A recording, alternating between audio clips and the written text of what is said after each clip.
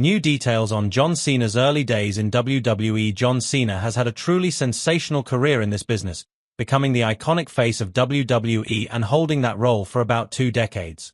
The Cenation leader has dedicated most of his life to wrestling, and his contribution has gone beyond triumphs in the ring, having been the performer who has participated in the most charitable activities in the history of the Stamford's company.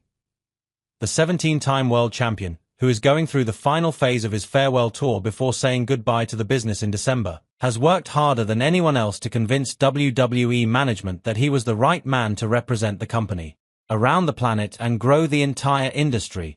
However, not many people know that Cena had some trouble adjusting to wrestling early in his career and needed the help of people more experienced than him.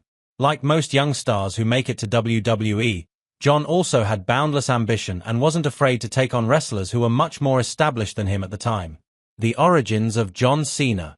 In a recent interview with Busted Open Radio, WWE Hall of Famer Arn Anderson recalled when Kurt Angle humiliated young Cena in the ring.